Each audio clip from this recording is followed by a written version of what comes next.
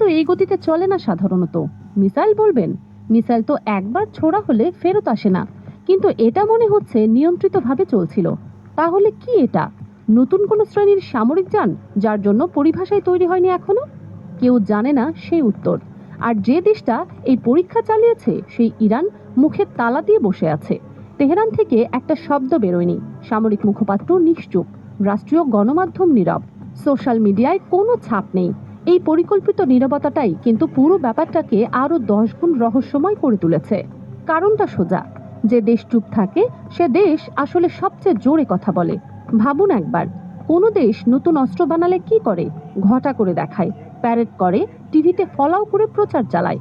উত্তর কোরিয়া করে, চীন করে, এমনকি ইরানও অতীতে করেছে। কিন্তু এবার এবার ইরান নিজে থেকে কিছুই বলেনি। স্যাটেলাইটে ধরা না পড়লে হয়তো বিশ্ব কোনোদিনও জানতো না এই পরীক্ষার কথা। এর মানে কি? মানে হলো ইরান চায়নি কেউ এখন জানুক। তাদের প্রস্তুতি হয়তো শেষ হয়নি, অথবা তারা ইচ্ছে করে চাইছে প্রতিপক্ষ যেন বুঝতে না পারে ঠিক কতদূর এগিয়ে গেছে তারা। দুটো ব্যাখ্যাই সমান উদ্বেগের। এই ঘটনার সাথে অনেকে মিলিয়ে দেখছেন কয়েক দশক আগের সেই কাহিনী, যখন ক্যাসপিয়ান সাগরের তীরে রাশিয়া এমন কিছু পরীক্ষা করেছিল যেটা দেখে আমেরিকার গোয়েন্দারা মাথায় হাত দিয়ে বসেছিল। সেই একরানো প্ল্যান, পানির ঠিক উপর দিয়ে উড়ে যেত কিন্তু আকাশে উঠতো না। জাহাজ বলা যায় না, বিমানও বলা যায় না। সেদিনের সেই বিভ্রান্তি আজকে হুবহু ফিরে এসেছে ইরানের এই যান নিয়ে। পার্থক্য শুধু একটাই, রাশিয়ার ক্ষেত্রে কয়েক বছরের মধ্যে ধীরে ধীরে জিনিসটা বোঝা গিয়েছিল।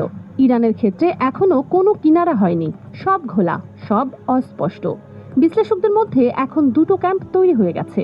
প্রথম দলটা ভাবছে ইরান হয়তো তাদের কোনো পুরনো যুদ্ধ বিমানের জেট ইঞ্জিন খুলে নিয়ে সেটাকে একটা সম্পূর্ণ আলাদা কাঠামোতে বসিয়েছে। পরীক্ষা করে দেখতে চাইছে আকাশের জন্য বানানো ইঞ্জিন মাটির কাছে কতটা কাজ করে। বলা সোজা, কিন্তু করাটা, সেটা রীতিমতো ইঞ্জিনিয়ারিং অসাধ্য সাধন। জেট ইঞ্জিন বানানোই হয় আকাশের জন্য, যেখানে বাতাস হালকা, ঘর্ষণ কম। মাটির কাছে পুরো গণিত উল্টে যায়। বাতাসের চাপ অন্যরকম, তাপমাত্রার আচরণ অন্যরকম। সেখানে জেট ইঞ্জিন দিয়ে শব্দের গতির কাছাকাছি পৌঁছানো মানে ইরানের ইঞ্জিনিয়াররা এমন কিছু করে দেখিয়েছে যেটা দুনিয়ার বেশিরভাগ দেশের প্রকৌশলীরা থিওরিতেও সম্ভব মনে করবে না। দ্বিতীয় দলটার মতে এটা জেট ইঞ্জিন না, এটা ক্ষেপণাস্ত্রের প্রপালশন সিস্টেম। ইরান দেখছে মিসাইলের ইঞ্জিন কোনো চালিত যানে ফিট করা যায় কিনা, যেটা বারবার ব্যবহার করা সম্ভব। এই ব্যাখ্যাটা মেনে নিলে জিনিসটা আরো ভয়ঙ্কর হয়ে যায়, কারণ মিসাইল ইঞ্জিন মানে বিপুল শক্তি। সেটা যদি এমন কোনো প্ল্যাটফর্মে দেয়া যায় যেটা একবার ব্যবহার করে ফেলে দিতে হয় না, বরং ফিরিয়ে আনা যায়, আবার পাঠানো যায়, তাহলে সেটা যুদ্ধক্ষেত্রে এমন এক জিনিস নিয়ে আসবে যার জন্য কোনো দেশের বর্তমান প্রতিরক্ষা ব্যবস্থা তৈরি না। পুরো ব্যাপারটাই সবচেয়ে ভারী যে প্রশ্নটা